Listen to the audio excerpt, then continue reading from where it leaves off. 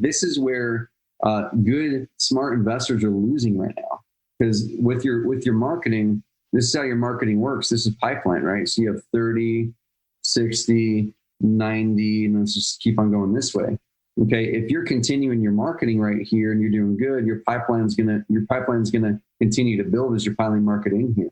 Instead, if you're going, you know what, I'm getting a little scared, I'm gonna actually cut a huge chunk of my leads off. Your pipeline's gonna go here. This is your earning potential, guys. In 30, 60, 90 days, all of a sudden your earning potential gets cut way down because you stopped that marketing method that was free. Guys, the marketing was free. It didn't cost you anything. It was free. It made you money. So don't use emotion with your marketing budgets. Use the math. As long as you're still making a good profit, don't cut that down because those numbers will get back to normal eventually. And you're going to be in the market when your competitors are out. And it's going to be harder for them to get back in and get that pipeline up.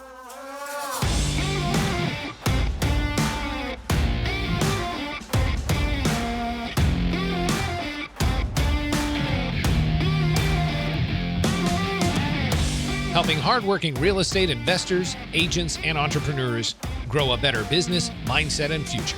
This is the Carrot Cast Podcast. Now here's your host, Trevor Mauch.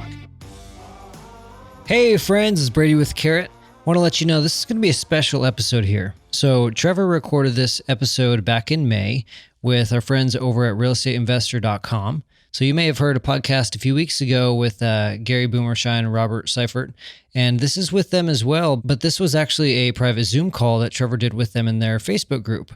And so the reason why we're republishing this is because COVID is still in full swing. We truly believe that this conversation, these strategies, these concepts that Trevor's talking about are still relevant now more than ever. He's going to be sharing the data we're seeing at Carrot, how COVID has affected motivated seller leads, what to do with your other types of marketing, so your cold calling, your direct mail, your PPC, your ad spend, and how much you should be spending, and a whole bunch more. This really is a jam-packed interview.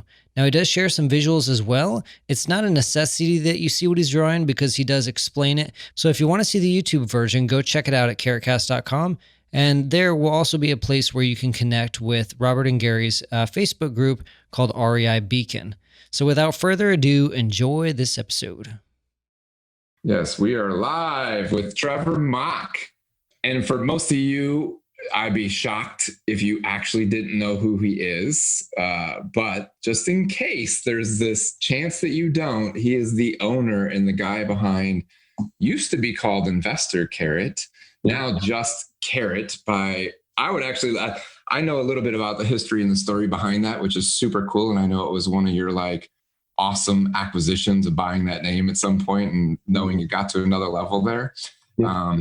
But yeah, introduce yourself. I mean, if you don't have Carrot websites, you're missing out. I mean, I personally have been down the custom built road myself, and that's just a lot to maintain and keep up and people to pay. And it's much simpler to just have Carrot and it's done for you. And thanks, Gary, Robert. I appreciate you guys having me on here. And I know right before we hit live and hit record, we were talking about the coronavirus stuff, the impact that there is happening out there, and also the awesome opportunities. That's what I want to dive into. I mean, there are things where we're going to have to look out and be more diligent. There's opportunities for sure. Oftentimes those opportunities require a shift. It means we can't do things the way that we've been doing them. So we'll talk about that. But the really quick kind of intro, own a company called Carrot, like Robert was saying. Carrot.com. We primarily help the highest level real estate investors and now agents control the conversation online and get more of the highest quality leads that convert really high. And they're usually your highest margin deals. A little over 80,000 leads a month come through our system right now. Right now, it's mostly sellers. There's a lot of buyers, a lot of rent to own, a lot of land, note, that kind of thing. But motivated house sellers are over 50% of the leads that come into our system. And if you're to Google a phrase like sell my house fast, insert any city in the country, you'll probably find a Carrot site or probably 3 to 8 Carrot sites controlling page one of Google and pretty much every city in the country. And the reason I say this is because if we have time today, I've got some really cool data. I'll literally pull up our Google Analytics account. It's up to the minute data on exactly what we're seeing, the trends we're seeing with demand from sellers and buyers. And then what's happening with lead gen on that and the opportunities that there is right now for investors who are willing to make a shift. So the reason I say that is the data isn't a couple sites here and there. It's over 10,000 sites in pretty much every city in the country that has any real estate market where this data is coming from. So it will apply to you wherever you guys are listening to this from. That is the intent of this whole group, right? That's why we wanted to have you on, is you have a different vantage point of what you see. And we want to bring on different experts every week that have another viewpoint, right? Like that. I think I'm very interested to see the data, because I'm very interested in how many people have went more online for their search given the circumstances, right? Because everyone's now virtual. They're kind of more likely to spend time on their phones, on their computers, and be online, and gamers and all of that are now in more searching opportunities. So yeah, I would love that. Yeah. And on top of that, the $3 trillion investor, the whole iBuyer, right? Zillow and Opendoor, a lot of that $3 trillion available to sellers is gone. And I would imagine that this is a fantastic time for people that have OnCarrot or Carrot websites to not have the competition for the spend, right? Dude, 100%. This is where it's really, really important, because I think a lot of investors and agents and other entrepreneurs, like, it's not just in the real estate market, but they're letting fear and emotion guide their actions. They're letting fear and emotion guide, well, what do I do with my marketing? I was talking with a guy. He hit me up on Facebook the other day. He's a really experienced investor, been a Carrot customer for a couple of years. And he hit me up just saying, hey, I'm so thankful that you guys have created this, because I'm still getting a steady stream of leads coming in. Now, that was a cool part from organic SEO. The not cool part was the part that I think most people are making a mistake on. He said, because a couple weeks ago, we shut off our Google ads and because the cost per lead was going up. And he said, now it's a good feeling knowing I can get leads coming in consistently without having to be reliant on a big ads budget. I'm like, man, I mean, that is cool. That other part's cool, because if you would have shut those ads off and you didn't have the SEO part of it, where you're coming to you online, your best prospects, then you wouldn't have any leads coming in. But he's completely cutting his pipeline and his income ability for 30, 60, 90 days out down by a large margin, because his leads his leads are more expensive now. And I'll run through on this if you guys want it. I can pull out my iPad, write out some math to show you guys exactly what the most savvy investors should be doing. Not all of them are, in order to win in this market and get emotion out of the equation, y'all. Like, it doesn't matter what company you're growing. Even Carrot as a software company, some spots are leads are more, some spots are leads are less, but a lot of our competition is pulled out of them. We're going, as long as we're still profitable on these things, we're going to spend as much money as we possibly can. If we can put in $1 and get $1.25 back out versus $1 and $6, and we used to put $1 and get $6 out, and we're like, even if it goes down to $1 and $2, $1 and $1.25, I will put as much in as possible to buy eyeballs. So when people are ready to then buy in 6, 8, 10, 12 weeks, we're in front of them. Now, luckily that didn't happen. We're putting $1 in and getting $20 out right now because more people are online, like you'd mentioned. And also people are paying attention to our ads, and people are ready to dive into real estate and take action on it. So guys, do not cut your ad budgets off. I'll show you guys the exact formula on this call if you want to determine how much you guys should be spending on your ads right now. Yeah, that's, Robert and I have been interviewing some pretty heavy players. I mean, we just had, last week we had Jeff Cohn. He was the number one team for Berkshire Hathaway in the country. They're also buying a substantial amount of properties in 4 markets. He just moved over to Keller Williams. I think he was one of the main keynote speakers at the Keller Williams event with like 300,000 people. But they're doubling down. So the consistent message is, if you shut off marketing, you got no business, right? And usually that pipeline is 3-4 months down the road. Yep. And so when we're unlocking, when the market unlocks, right, and we're starting to go back to to some sort of normalcy, that's when you want to be ready. We're seeing people double down. It's amazing how many realestateinvestor.com clients actually have marketing coming in, the leads coming in from Carrot websites. I think it's as high as, I don't know the exact number, but I know it's above 80% that are actually taking those leads, putting them into follow-up and nurturing them, and then kicking back the ones that are ready and screened and ready to sell. I'd love to see what you're seeing on the market right now. That would be let me do this, guys. So I'm going to share my screen, and it should let me share. I don't know if you guys are going to get a thing You pop see up. it. You see Direct it? social, paid, all website data. Okay, cool. So what I'm sharing with you here, guys, is this is something cool. So the funny thing is I'm going to lay this out as a lesson for all of you guys. Is the funny thing is we've been talking for years and years and years, and we eat our own dog food, but we've been talking for years. How do you create a unique selling proposition in your business as a real estate investor, as a real estate agent, where you've got something unique that others can't attest to the same thing? Oftentimes with investors, people's businesses are pretty much the same. Hey, I can make a cash offer. I buy houses quickly, da da da da da. And what happens in a market like this, especially now when a market's just going up and everybody and their dog is willing to do business with you, then it's easy to cover up mistakes. It's easy to not have to stand out. It's easy to not have to create a real unique selling proposition.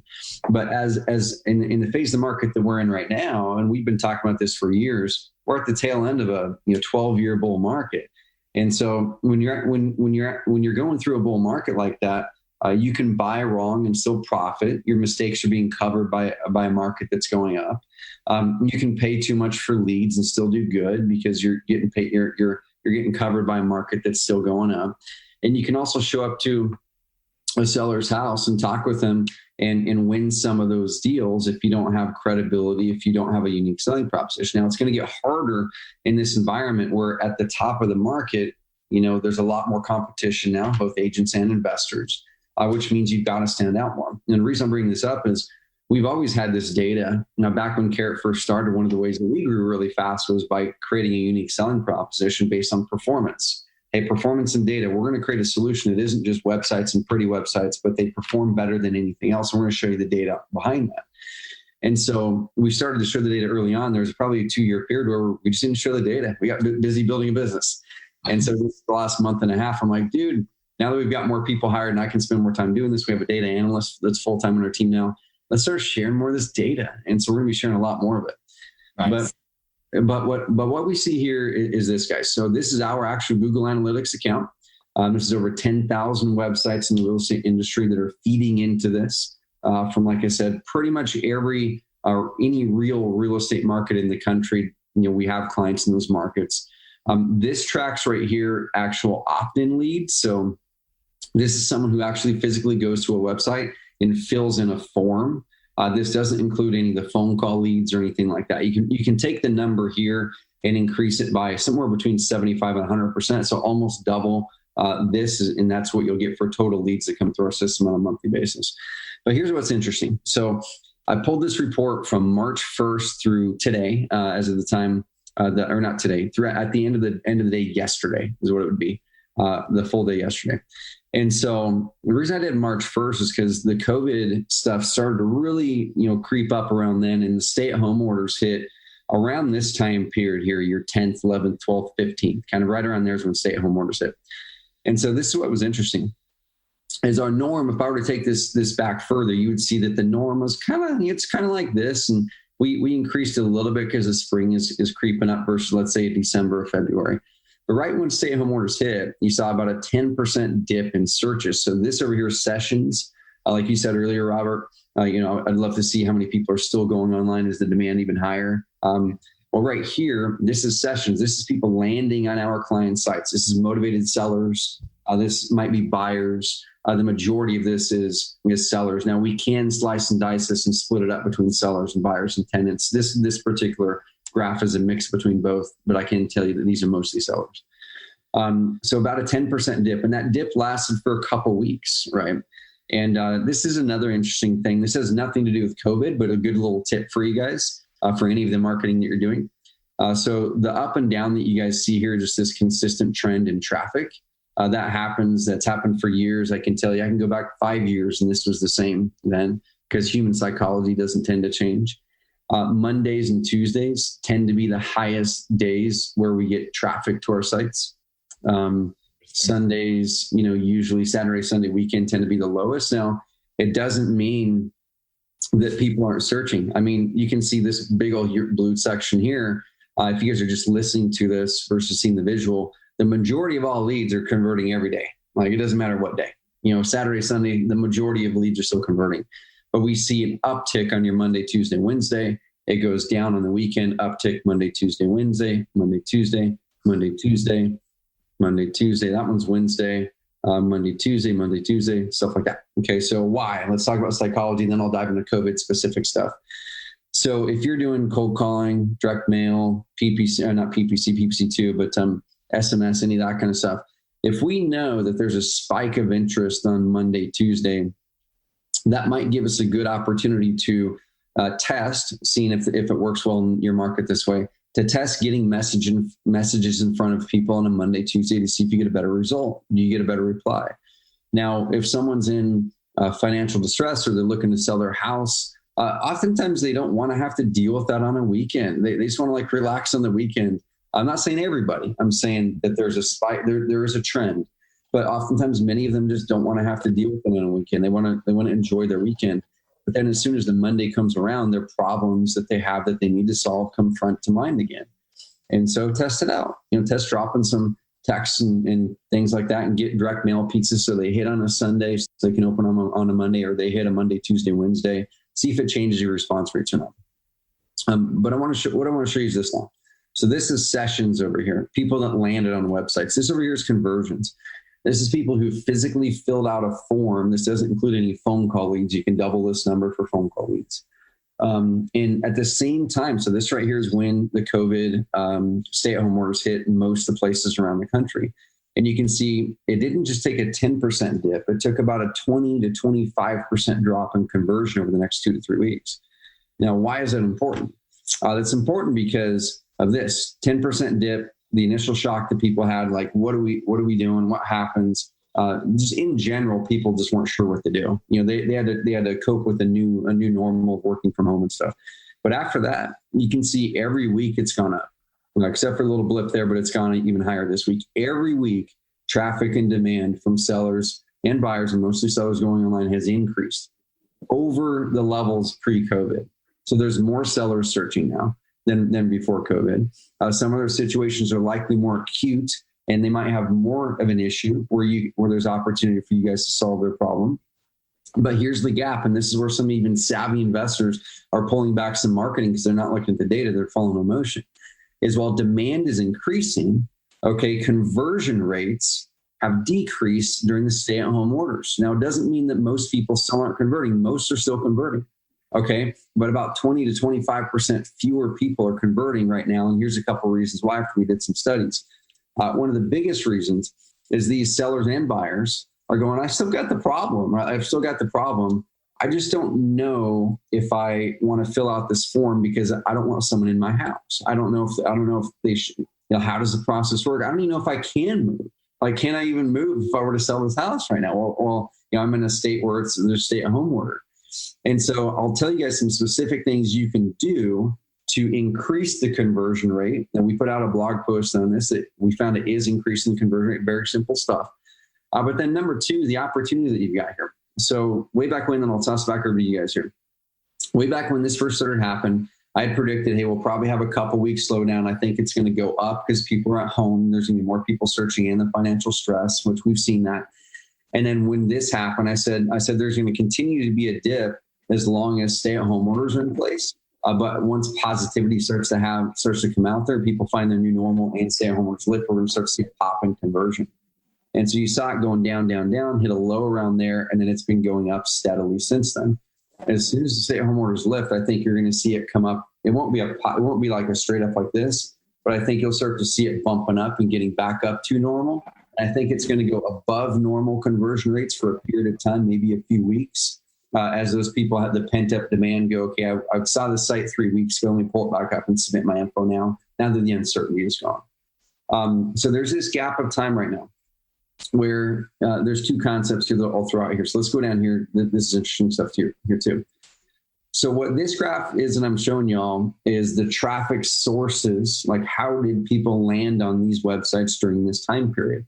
And you can see it's millions of visitors. It's, in this case, 75,000 opt-in leads, about 130 to 150,000 total leads during this month and a half or so. The majority of the actual traffic comes from direct. Now, direct is someone actually knows your URL and plunks it in, or Google actually lumps together any traffic that they, for some reason, can't, determine where it came from. They lump it into direct. So oftentimes a third or half of direct is actually organic search for some reason. There's studies that have shown that. But this is what's interesting here. It's not the volumes, it's over here the conversion rates. And this is something that we've been talking about for years and years, and this is why it's so important to shift your mindset around marketing right now, especially. But when you look at social media or paid ads, things like that, they all convert, they all work. Like, that's the beautiful thing, they all work. We don't say not to do any of them. But your highest quality stuff is when people do a Google search, they have a problem, they're seeking you out. Almost 300% higher is what we see our conversion rates there. Almost 300% higher your conversion rates are there, because on someone that does a Google search, because they are motivated, they're actively seeking out a solution to their problem, and they're ready to go. They're going to see higher margins there as well. One last little tidbit here that I'll share on the slide that I've got, and this is specific to PPC in Google searches. So I pulled this data last week. This isn't as of today, but it's the same trend. So organic searches followed the same trend as the overall searches, because that's where a lot of our traffic comes from. So organic took a couple week dip, and then it increased more from there. But then down here, what we found, guys, and this keeps on going, Google pay-per-click traffic has actually increased week over week ever since the COVID shutdown started. So there's this gap here. There's a gap here, and this is where the opportunity is, okay? This is the gap where a lot of even savvy investors are stopping their marketing, so letting emotion creep in. While we're getting more clicks, there's more people searching online, there's more people that are looking to solve their problems. Like I showed up here, there's a softening of conversion rate while some people aren't sure what to do and how to deal with the COVID stuff. That might mean your cost per lead on Google might be a little bit higher than normal, but some of your advertisers, your competitors are pulling out. What you need to be doing right now is not stopping your advertising. If you guys want, I can walk through a calculation people can use to nail their budget, but you shouldn't be stopping your advertising. What you should be doing is set up a really good Facebook retargeting campaign. Because we're showing the traffic is landing there. They've got the problem. Some are just nervous on filling out the info right now because they don't want anyone in their house, or they don't know where they're going to move. But they're going to want to solve that in 2 weeks, and 4 weeks, and 6 weeks, and 8 weeks.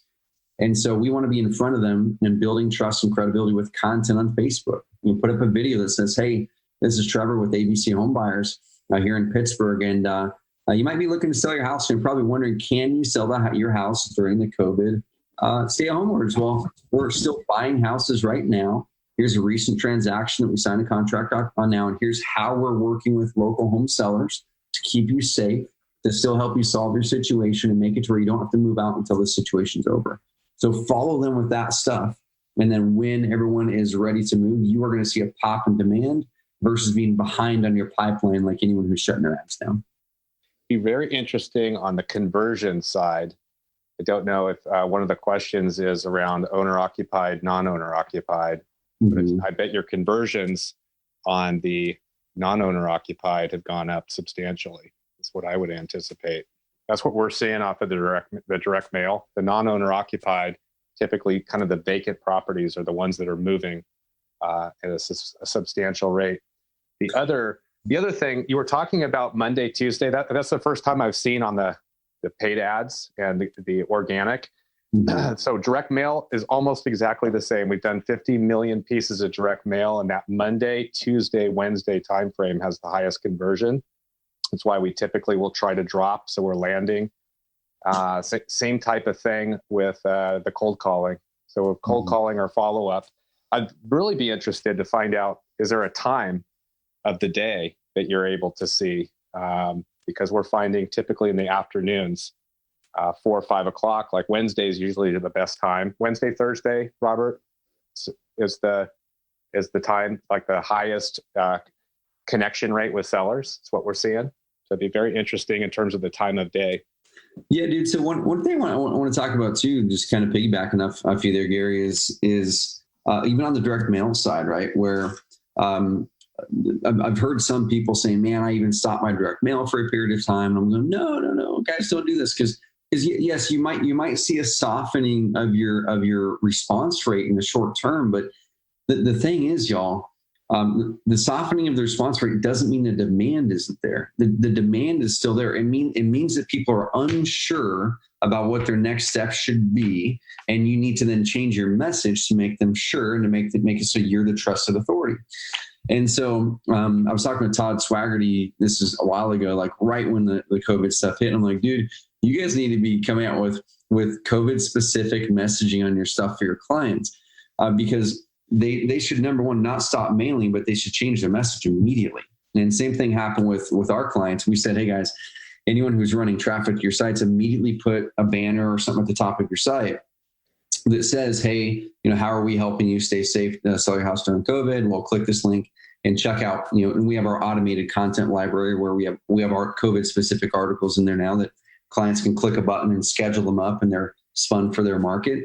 So then they're putting up this banner at the top that said, hey, we're still buying. Like you said with the iBuyers, up until this week, all four of the major ones had stopped buying. Open Door started rebuying. They started buying again this week. But with that said, like in some markets like Raleigh, North Carolina, almost 10% of all the homes sold in 2019 is like 7.8, 7.9%. But you lead into 2020, that number is bigger. Almost 10% of homes sold were through iBuyers. And so that means in the Raleigh market leading into prime spring selling season, almost 10% of the homes that would have sold to an iBuyer are now available for an agent or an investor to help. And so what do you do with your messaging there? You shouldn't just send the same messaging. You should create a video on Facebook that's a retargeting ad for all of your traffic that might land there and saying, hey, this is Trevor with ABC Home Buyers. And, up until recently, there were other options to sell here in the market. There were companies called iBuyers, like these companies here. And you know what? They pulled back because blah, blah, blah, blah. Well, I wanted to let you know that we're still buying here. We're finding ways to make it safe and healthy for local home sellers that need to sell. We're still making offers, cash offers. We can close whenever it works for you. But you know what, guys? We've lived in this community for 20 years, and we're invested to make this community better. Now, those other companies might be streamlined, but they're going to pull out as the first second that they can find a way to not make a profit in this community. We're here to help serve the community and do it in a way that serves you and helps us build a business as well. But we're not going to pull out at the first sniff of us not being able to make a profit in this community. We're here with you guys. It's like doing some content there. Same thing with your direct mail or your cold calling. Is there anything you can adjust in that messaging that brings that out? There's going to be a lot of opportunities if people are willing to adjust the messaging and use content to do so. Dude, I've got, let me do this really quick, Gary, because one question that was coming up even with some really experienced investors, and this works for agents too, is what should they do with their marketing budget right now? And there was that guy on Facebook, a really experienced investor. He was planning on coming out to the Carrot Camp, this next Carrot Camp. And I was celebrating with him the SEO results, but then at the same time, I'm like, dude, do this with your paid marketing instead of stopping it. So I'm going to share my iPad really quick.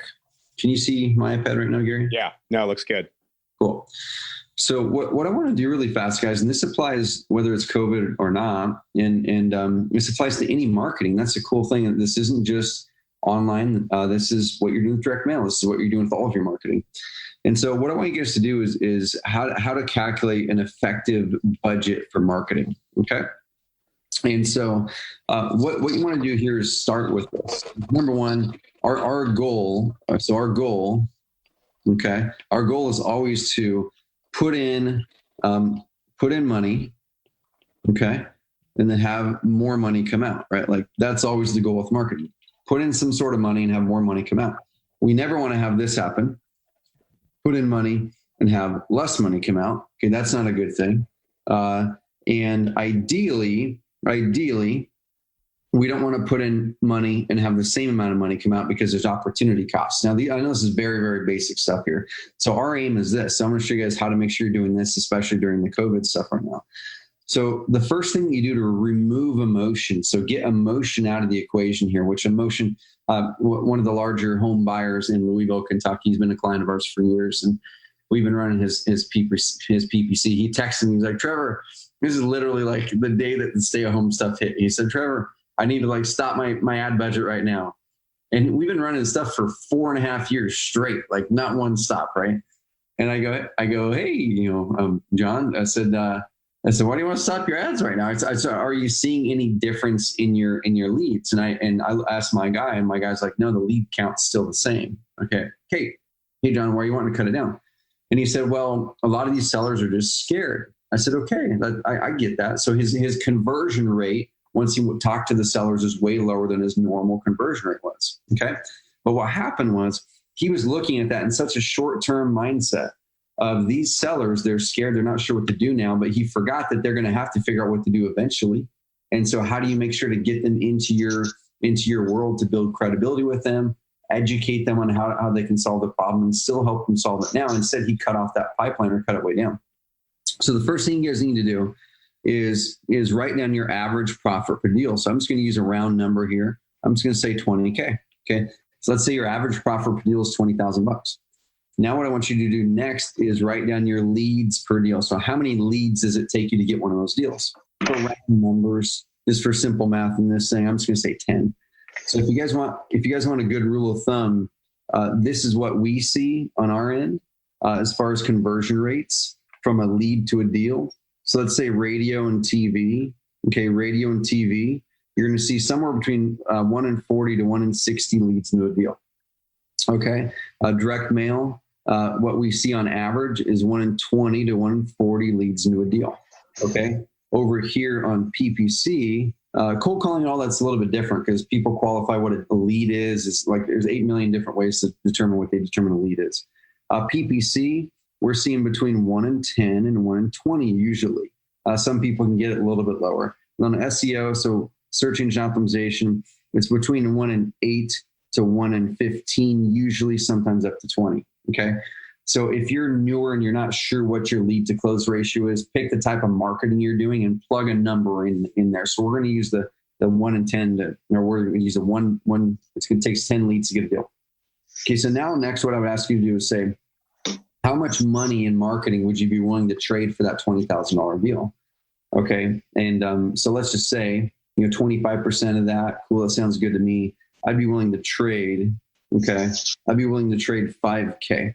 So I'd be willing to trade $5,000 to get that $20,000 deal that nets me $15,000. I'd make that trade all day long. Now I'd much rather get it for less. I'd rather put $3,500 in or $2,500 in, but I'm going to say, yeah, up to $5K. And you know what? Even in certain circumstances, I might go a little bit higher. So now the next thing is I ask you, how many deals do you want to do each month, right? How many deals do you want to do? So how many do you want to do? Okay, how many? Let's say you want to do 2 deals a month, okay? So this right here, math is telling us that we should be ready to invest up to $10,000 per month. Don't mind my writing.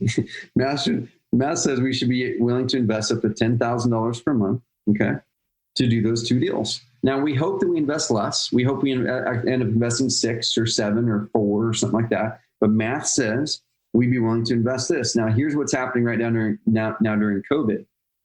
Okay, and I'm going to do a quick calculation for you. If you're willing to trade $5,000 to get that $20,000 deal and it takes you 10 leads, what does that mean your cost per lead is? In this example, your cost per lead, okay, equals $5,000 divided by 10 equals $500. Now, that's what I call your max cost per lead, okay?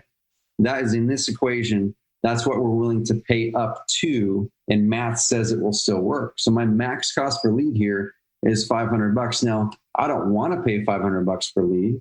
I can probably get them for $150 a lead or $75 a lead or $250 a lead, depending on my source. But math says I will win handsomely up to $500 a lead. So here's what's happening during COVID. Okay, so let's go the COVID version of this. Okay, let's say your cost per lead is a little bit higher because the conversion rates are lower right now. Okay, and let's say rather than let's say before you were able to through PPC able to get leads for, I'm just making this number up. Let's say it's $200 a lead. Okay, and some people balk at that and go, oh my gosh, $200 a lead, that's crazy. Well, guys, if you're paying $200 a lead and it takes you 10 leads to get a deal, that's $2,000 for a $20,000 deal. I'd do that all day long. And people are sitting there trying to compare with their buddies. Hey, my buddy over here is getting Facebook leads for $42. Like $200 is way too much. If your campaign's good, if your website's converting good, $200 is not too much. Like, you need to spend as much money as you can. They're up to the 500, assuming that your campaigns are dialed in and your website converts well. If those aren't good, then you need to get those good, because then your lead cost is going to go down. But here's what's happening during COVID is that cost all of a sudden went up to, let's say, $350. Okay, so their leads are costing $350 a lead now, or $275 a lead. They're going, oh my gosh, I am, I'm spending $350 a lead. Now let's say let's even say this double for the short term. I think you're going to end up converting more of those leads into deals within 60 days if you build a relationship with them. Let's say short term, let's say that doubled to 20. Okay, so let's say now this went from $200 a lead pre-COVID to now $350 a lead. And let's say I was able to close 1 in 10 to 1 in 20. These are like way conservative numbers. That kind of stuff should not be happening. Okay, let's times this by 20. So 350 times 20. So people are cutting their marketing off because their leads per deal went up and because their cost per lead went up. And so you're essentially saying, you know what? I was good with putting up to $5K in to get a $20,000 deal, but I'm not good with putting $7,000 to get 13 grand back. Like, I'm not good with making $13,000. And you're going to end up getting a pop in demand in a little bit anyway, and capture back a lot of those if you have a good retargeting campaign, follow up with direct mail, follow up with cold call, or follow up with calls and things like that. This is where good, smart investors are losing right now, because with your marketing, this is how your marketing works. This is pipeline, right? So you have 30, 60, 90, and let's just keep on going this way. Okay, if you're continuing your marketing right here and you're doing good, your pipeline's gonna continue to build as you're piling market in here. Instead, if you're going, you know what, I'm getting a little scared, I'm gonna actually cut a huge chunk of my leads off. Your pipeline's gonna go here. This is your earning potential, guys. In 30, 60, 90 days, all of a sudden your earning potential gets cut way down because you stopped that marketing method that was free. Guys, the marketing was free. It didn't cost you anything. It was free. It made you money. So don't use emotion with your marketing budgets. Use the math. As long as you're still making a good profit, don't cut that down, because those numbers will get back to normal eventually. And you're going to be in the market when your competitors are out, and it's going to be harder for them to get back in and get that pipeline up. Hopefully that was useful for you. This is awesome. And what we have a lead calculator that will take all the mystery out of this, where you can plug in some of the numbers. It'll calculate everything for you. Robert, you and I need to do another training on that, because in 5 minutes you can plug these numbers in and have, pretty much every metric that you want, what the marketing budget should be, what your expected profits, what your return on investment should look like, all the way down to the number of follow-ups you should do. And you can do that for direct mail. You can do that for this.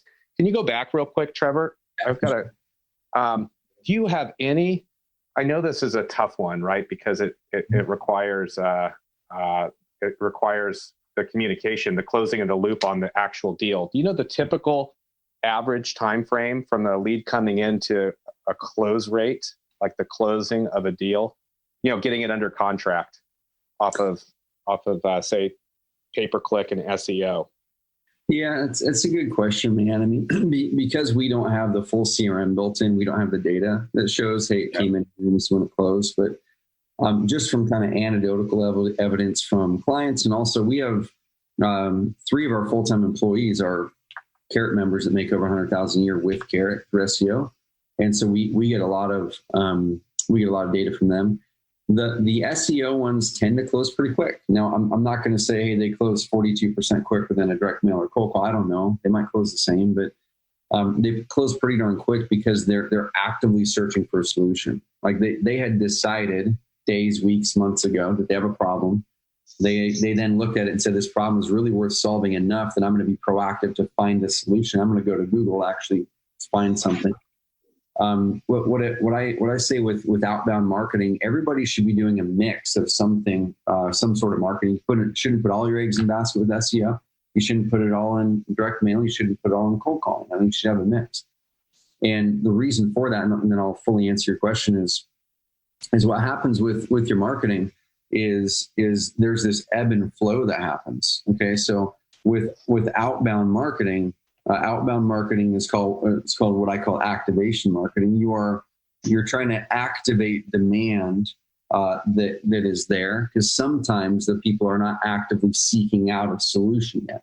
They've got the problem, but then your direct mail piece or your cold call or your text message gets in front of them like, oh, you know what? I really should seek this thing out and see if I can solve my problem. You're activating demand.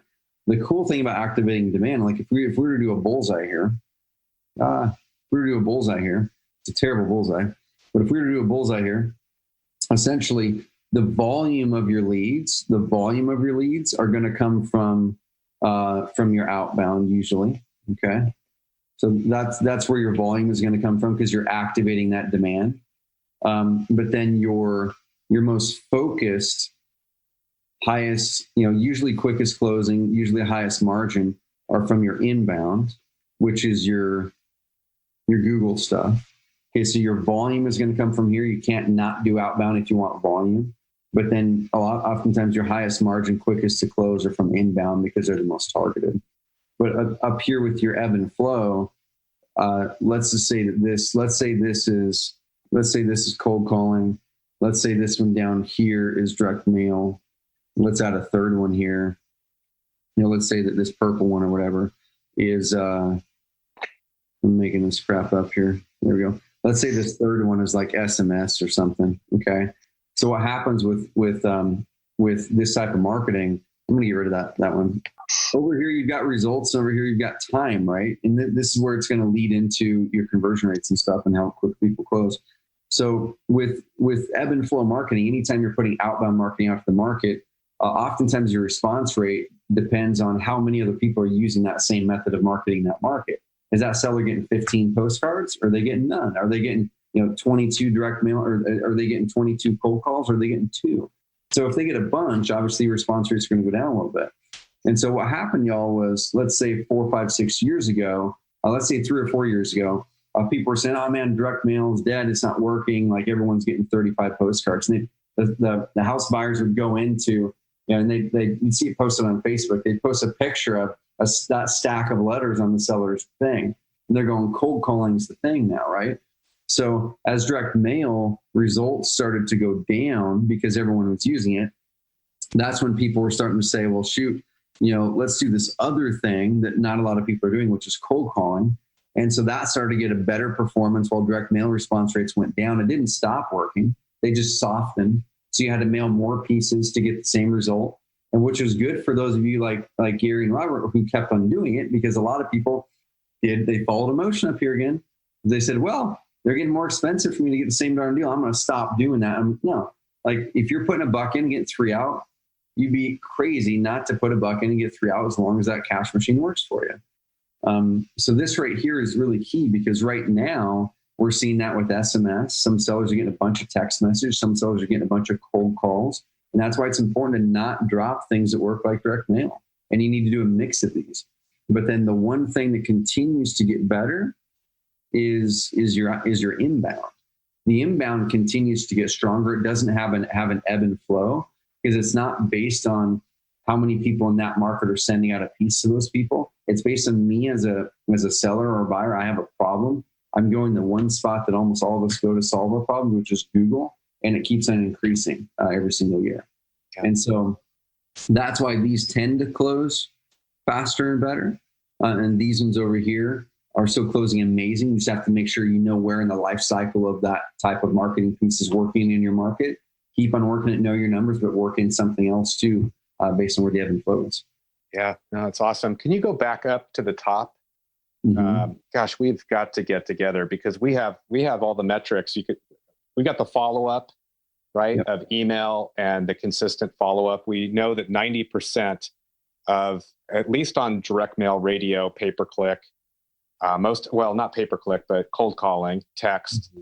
We know that 90% of the deals or profits are coming after the 6th interaction. So massive follow-up. Yep. We just need to plug and get our teams together, because we have all the metrics that we could actually say, what's the average time frame?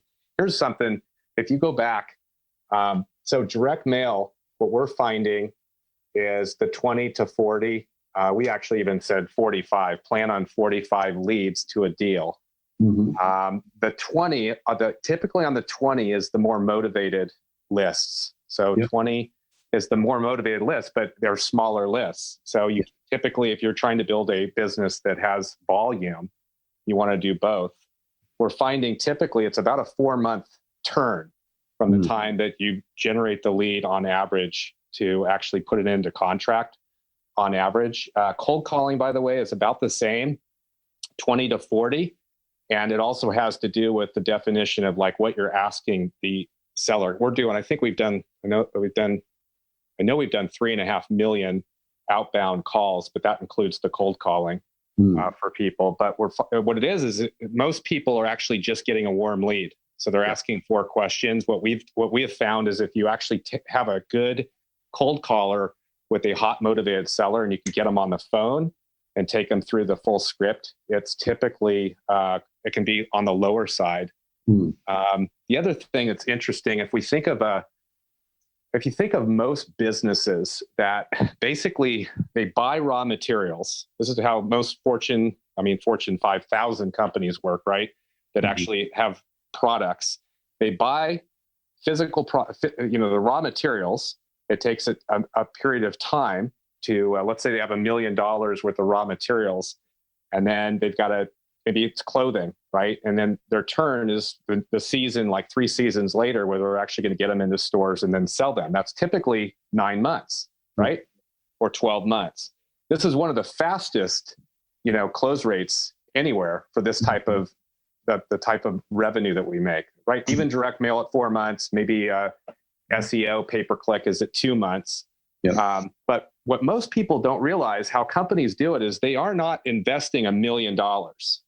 What they're doing is it's the cost of the money. So a lot of people, they think their return on investment is $1 or $3, a 3x, a 4x. But if you think that let's say it's let's just be conservative, that your average is a 4-month conversion. So let's say you're going to spend $10,000 a month 1, right? And $10,000 month 2, and you do that for 4 months. So you got $40,000 in marketing. But now all of a sudden you're starting to pop deals on average, just as a numbers game. So many people operate in desperation, like, what can I do to close a deal today? But if you're building a real business, what is the cost of money? So if we're paying a small interest rate, right, for the $40,000, right, and let's say it's $4,000. Now you got not $40,000 invested, or $10,000 invested. You got $4,000. Now your ROI is a true ROI number, which is exponentially higher. There's no business really that does that type of ROI. So we want to continue to think like businesses. I know a lot of people, it's like, oh my gosh, how do I invest in marketing? But if you don't invest in marketing, you have no business. Our whole business is marketing and then converting of those leads. And we really need to get together, because I think if we could all the stuff that we have with Carrot combined with Robert's investor PO, that's now realestateinvestor.com, we convert those. I think we can continue to optimize the perfect sequence together. Yeah, we definitely need to close that loop. Maybe in the next couple of weeks, we just hop on a call and see. Because at the end of the day, like you're talking there, Gary. You've got 2, maybe 3 main parts of the machine, right? Like, I've never drawn this one before, so this might be great. This might be terrible, but essentially you've got the incoming part of it. How do we get, kind of like a funnel, I guess you can do that. You've got the incoming part of it, which is like, how do we get stuff in it? And so there's a lot of ways to do that. You've got the cold calling side and the direct mail side, which you guys do really well. And we do all the inbound side. So I'm just going to do like, there's Carrot or whatever. It's a little Carrot thing. And so this is what we really focus on well. And we don't focus on, once the lead comes in, we help you get the best leads, the ones that are going to close the fastest, have the highest margin, easiest to work with, most motivation. And create consistent, predictable growth, like the Trevor Augustus guy that I mentioned at the start. He's like, man, I've been working hard and executing this for a couple of years, and it does take work to build up that momentum. He's like, now I was able to shut off my paid marketing. I'm still getting insanely high quality leads and closing deals right now during COVID. They're just coming in. So that's where the consistency comes in, right? This is like where you activate demand. And right here is where you build momentum and consistency. Okay. So when you mix the two, activate demand with outbound and build consistency with inbound with Carrot, you've got to manage those leads in some way. So you come in here, like Gary said, and then let's say it's touch 1, 2, 3, 4, 5, 6. So those are your 6 touches. If you are right now during COVID, if you're looking at this going, man, well, my conversion rate here dropped a little bit, in order to convert someone into a deal. Well, that's where you drop them a call and a text, and then you hit them with a mail piece 2 or 3 weeks later, and then you hit them with an email and a text, and then whatever it is, right? You just continue in this. That is really important. That's what you guys nail. Like we don't touch. We integrate with guys like you. We don't touch that side of it, which we need to get into that side of it, because at the end of the day, I mean, we can get you all the leads in the world, but if you're not putting them into a system to convert them, it's not great. And vice versa. You guys can have the best conversion system in the world, but if you're not putting good quality leads into it, it makes it harder. There's actually a couple good questions that came in. I think you guys can hear me now. I switched to my mobile, and I think my other video blacked out. My computer's going haywire. So, all right. Yeah, there's some really good questions actually that came in. So one I'm going to combine together because there's a statement and a question from Justin, who said, I had my highest response rate ever last month on direct mail at 8.5%, which is pretty phenomenal for direct mail, but not a shock in today's economy. And depending on where you are too, right? But his question was, and we kind of already answered it, but it's good to recap on a couple of them. If you have a marketing budget of $5,000, is it best to go all in on one channel or diversify to 2 or 3? Mm-hmm. That's a really good question. I'll give my opinion on it, and I would love your guys's, obviously, because we might have slightly differing opinions since we kind of do different channels primarily.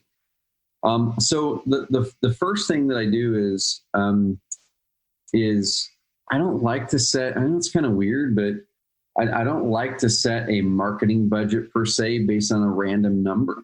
I like to do the average profit per deal thing first, because what happens is I'll have people coming to me, and this is experienced people too, and they'll say, hey, what can I do with $1,500 a month?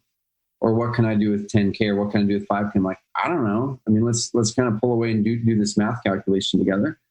But then I ask them, I'll say, well, what are your expectations? Like, what are your goals? I'm like, well, I want to get 3 deals a month. And then I'll walk them through this thing. And their math actually shows them that 3 deals a month should be up to 15K invested. And they're thinking that they're going to get it all done in 4K. I'm like, well, cool. So there's something that doesn't really work here. We've either got to adjust your expectations the first 2 or 3 months and then build up to 3 a month, maybe in month 3 or 4. Or we've got to raise your budget up front, because you're not going to be happy with whatever happens here. So that's the first thing is, number one, go through this calculation and determine if 5K will get you a deal in your market with that marketing method. Because you might put 5K in, and let's say you're in San Francisco. I've got a lot of clients in San Francisco, and some of them are pulling profits of like, let's say 100K on some of their flips, 150K. And there's this one guy that went in, and his numbers are just way different. Like, he can put in $25,000 to get a deal, right? To get a deal. And then I've got another client in the same market coming to me saying, man, I've been like doing this and and and I've already put $10,000 in and haven't got a deal yet. I'm like, let's do the math. You haven't put enough money in yet. So that's the first thing, guide through that. The next thing is I suggest if your market shows that your deals are probably going to be a $5,000 deal, I would pick one marketing method, hone it in, and use that budget for that one, take those profits and then parlay them into doing it again, and then parlay them into doing it again until you have enough money that's coming out to where you can now plug it into another marketing method. One of the biggest mistakes I see people make is they go out there and do the shotgun approach, and they go, I'm going to put $500 here. I'm going to do 1,000 here. I'm going to do 3,000 here. And in all of those marketing methods, you're not letting math allow you to succeed. If you were to put, let's say direct mail, let's say you were to put 2,000 into PPC, $1,500 into direct mail over here into cold calling, you might not be putting enough money into cold calling to get enough calls to close a deal. Then you might be under indexing your direct mail, not getting enough direct mail pieces to people to close a deal. and then you might not have your budget far enough in PPC to close a deal. So put it all into one, make it work, whatever it is, parlay it into doing more of the same, until it works and it's repeatable, and then take extra profits over here, do the calculation, go, cool, now I'm going to deploy for a second after I've mastered the first. It's pretty much extremely well said. I don't think that I wouldn't have differed at all. Robert, would you agree? Yeah, I was literally listening going, so where am I supposed to give a different answer? Because that is 100% on point. And it's, to your point, I'll just caveat with a bullet point, right? That is the number one thing people miss. It's just math. So you'll hear us say a lot of times, most of this is real simple. It's just not easy, right? Because we want to go do, I hear about all these channels. Yeah, they all work. But you got to know, to your point, to cap it down for depending on where you are, Justin. I don't remember which market you're in. That's going to be number one, right? What is your average deal cost? And if you don't know because you don't have the metrics, ask someone who's active in your market. What's the average deal cost in your market? It's $500 or $1,000, right? In some Midwest counties, you might be able to get away with doing 2 different channels in the beginning. But I agree. There's a lot to be said on focusing on one thing, getting really good at that one thing, and then opening yourself up to do something else and something else as you grow, to Trevor's point. Let me. Go ahead. There's another question, but you can answer first. There's one other component, and that is that I think super important. Before you actually go and try to do multiple channels, you want to hone in. Marketing doesn't work without conversion. So you really want to hone in on conversion. That's the sales component, right? You could actually, a lot of people, they're looking for unicorn leads, the fairy dust lead. That's like just the magical list, the magical marketing approach. It doesn't exist. Would you agree with that, Trevor? Yeah, I mean, they'll pop in there, every now and then, but it's almost like it's the best thing in the world, but the worst thing in the world when I get a client that hits me up and says, man, I landed this $20,000 profit deal and only cost me $800. I'm like, congratulations. Don't expect that. That won't happen. It's norm, but yeah, it's the working of them over time that helps you create your averages. And every now and then you'll get that pop of that amazing deal. Yeah. I think we were seeing that in like 1 in 120 leads. You get the sort of like, what was I calling it, Robert? You call it the Bluebird, right? That's it. It's the Bluebird. It's the sales, big sales company. It's like the Bluebird, the one that just pops out at you. And that does happen, but it's a cost per deal, right? And then the number of leads to convert, and then the length of time and the follow-ups. And basically you hone that in and then throw more money at it. And I would absolutely agree with you. Try to perfect one. The other piece is opportunity costs. Like if it takes you 9 months to do it on your own and perfect it, just hire somebody like Trevor, who's an expert at this. A lot of people will try to, I'm going to save a couple of nickels when it costs them $100 bills. It's like, find somebody that you can borrow their expertise and do it for you, and not try to do it yourself. We're real estate investors, right? Trying to grow and have actually a life, but a lot of people get stuck with the 6 inches in between their heads saying, I can do it myself and save a couple of nickels. And that's where I see people go wrong. But marketing is leads. Conversion is the sales process, and they go hand in hand. And then it's what's the ROI? The other piece is some areas you max out, right? You can actually, if you're doing pay-per-click, you're going to max out. There's only so many deals that you can do in a particular market. So that's when you also start going and adding on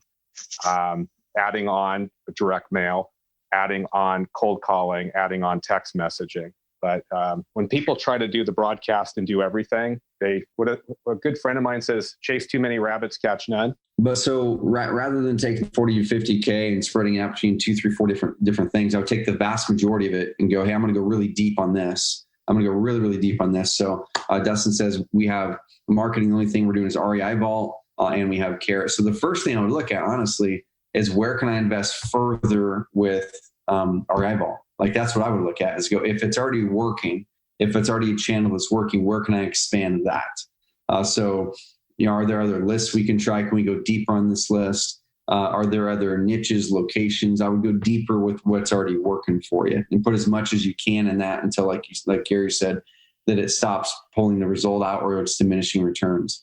Then what I would do next is, and this I would actually do in tandem. Essentially, what happens is all offline marketing that you do creates online demand, right? So if you're doing direct mail, cold calling, SMS, every bit of what you do is going to create someone going to their phone or the internet, and they're gonna pop in there Googling your phone number. Like, even if they're tracking phone numbers, guys, this is a big thing with all of you doing direct mail or cold calling or SMS, is pull a list of all the tracking phone numbers that you have, write them down on a piece of paper, whatever it is, and then Google every one of them. Because what you're gonna see is you're gonna be surprised that it's gonna be scamcall.com site number 1, it's gonna be who called me number 2, it's gonna be whatever. Yeah. And you might not think it, but those clients just don't know any better oftentimes. They're going to Google it and go, oh, this must be a scammer, because all of the things up there show who called me, scam call site, whatever it is. When in actuality, it's just a tracking phone number. It's not attached to any one particular business for the long term. So therefore it falls on those sites.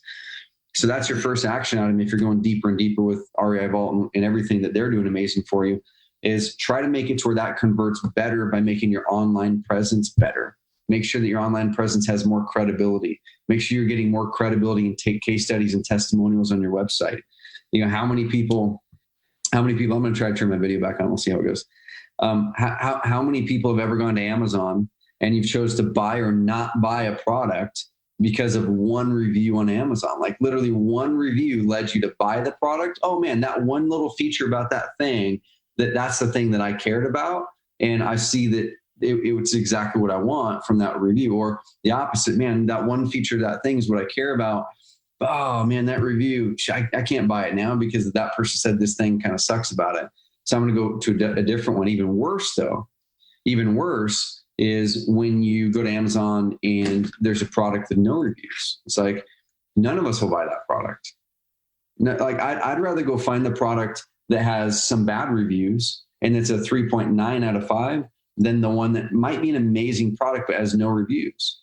And so look at all the stuff you guys are doing, and I would first invest there online. That amplifies all of your offline. I wouldn't put it into PPC. I wouldn't put it into SEO until you nail your brand search and you nail your credibility.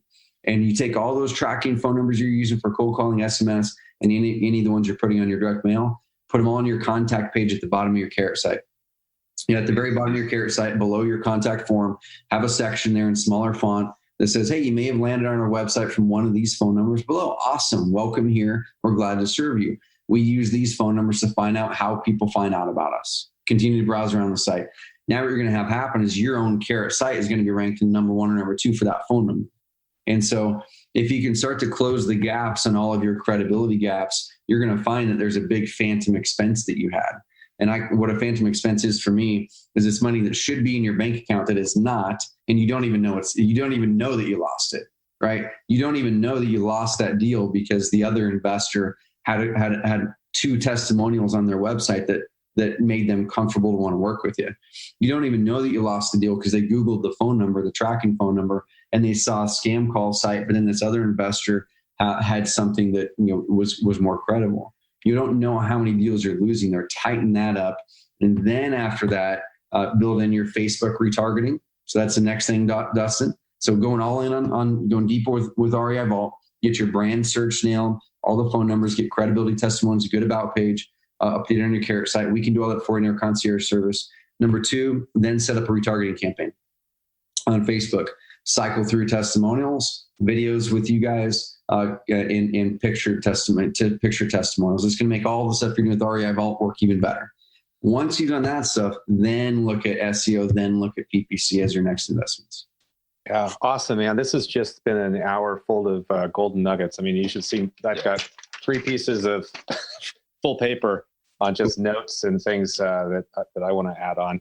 Hey, are you guys do you offer services? I know you have concierge services. I hear nothing but great stuff all the time. Do you guys do any of the Facebook retargeting for clients? We don't right now, and that's something that we just haven't made it a priority to build like an agency in-house. I mean, as you guys know, that's what you guys have. It's a different ballgame. And not that we couldn't or shouldn't do it. I mean, one of our employees owns a Facebook agency. That's what they do for real estate investors. And so answer is no, but we teach you how to do it. And then in our marketplace, we have services that we can hook you up to do that. Yeah, that's great. Well, great stuff, man. This has been really enlightening and I think super valuable for both Robert and me, I'm sure, and definitely a lot of us that are on here, which is the whole purpose of Real Estate Investor Beacon, which is really interviewing people that have real businesses and connecting us all and using as an opportunity to do what we call the 3 Ps: to protect what we have, pivot to this new market, and then profit. And this has been awesome. Robert, any final questions or departing words? This was absolutely awesome. I love seeing all the data. It just supports, it's really cool when you can see the data that supports what your gut already tells you and what you can see yourself. But it's even better when you can see it globally across the whole United States. So it was awesome having you on. It was a tremendous pleasure. Yeah. Well, I appreciate you guys big time, and everyone tuning in. I mean, number one, you guys are in the right spot with realestateinvestor.com, REI Vol, I do it, which is awesome. And that's kind of like my first criteria. If someone's gonna help me with something, are they actually practitioners in the thing, or have they been? I'm not a house flipper or wholesaler, but I'm a daily practitioner and driving a crap ton of leads online and optimizing that. That's what I do. And so I'd much rather work with someone like you guys. And also, you guys are ahead of the curve on so much stuff. So guys, continue to dive in and really follow what they're doing with the Investor Beacon and everything that they're doing. And that's kind of one thing that I always say is, anytime a market's shifting and changing, you need to latch on to 1 to 2 good mentors and people that you trust their guidance, you trust where they're going, and you can look at them for guidance rather than looking at 14 different sources, because you're going to get confused on where to go. And so continue to follow Gary and Robert here, and you guys are going to be in the right spot. I just appreciate you inviting me on here and being able to share a couple things. Yeah, great stuff, man. Great stuff. And it's funny, I've been a long-term client of Carrot, and it's so funny because I can't tell you how many tens and tens of thousands of dollars we did developing our own website. And I actually had to go and say, let me really test the metrics. And I remember even in the early days, you completely blew our website work that we did and the money that I spent. I was like, okay, done. Push button, turn that off. Let's go with Carrot. I think I've been 5 years with Carrot. You've been a while, man. It's been awesome. So many things too. Like, I'll kind of finish with this is that there might be people that are saying, well, I've looked at the Carrot thing. This isn't about Carrot, guys. Like, this is about getting you guys an edge and better results in the market. But you might be, well, all the sites look the same, especially Gary's been around for years. Man, there's so many things that have changed in the last 2 years that most people just aren't using them. Like, we have new site designs that are all based off of data and testing. Our new visual editor, drag and drop editor, like, that's what our stuff is now. It's all drag and drop editing, but most people don't realize that. And if I were to send through some, like Gabriel Garcia, he's an amazing investor. He went Carrot, then he went custom, and then he went back to Carrot through a concierge program after custom for 2 years. And he spent a lot of money on his custom site. So he moved over his number 1 ranking site that's in Miami and all those markets back to Carrot. And you'd look at it and you're like, there's no way this is a Carrot site. I would say when we look at like our core values for us, you always come in terms of who you are, Trevor, as somebody that is just totally like-minded from who we are and what we do, and appreciate everything that you've done for our entire industry. So it's awesome. Likewise, man. So great stuff. Enough hugs, right? All right, man. God bless, and have a great one. Hey, thank you guys for joining us today. See ya. Yeah, thank you.